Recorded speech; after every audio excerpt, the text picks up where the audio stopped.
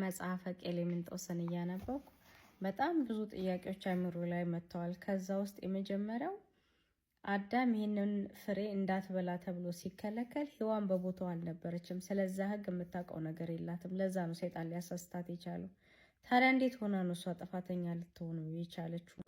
ሔዋንም ለእባብ ስትመልስ ምንድን ያለችው? ነገር ግን በገነት መካከል ካለው ዛፍ ፍሬ እግዚአብሔር አለ ከእርሱ አትብሉም አትንኩም አለን። ዘፍጥረት 3:3 ላይ ታገኙታላችሁ። እግዚአብሔር ከእርሱ ከዚህ ዛፍ አትብሉ ብቻ አይደለም አትንኩትም ብሏል ብላ ነው እንደውም ማስረግጣ የምትናገረው። እና እህቴ ሔዋን ታውቃለች እግዚአብሔር ሕግ አድርጎ እንደሰጣቸው እንዳትበሉ ብሎ እንዳዘዛቸው ታውቃለች። እና አታውቁም የሚለው ትክክል አይደለም።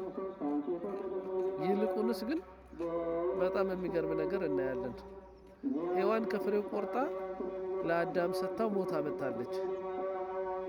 እመቤታችን ቅድስት ድንግል ማርያም ግን የሆዷን ፍሬ ኢየሱስን ሰጥታን ሕይወትን ለኛ አምጥታለች።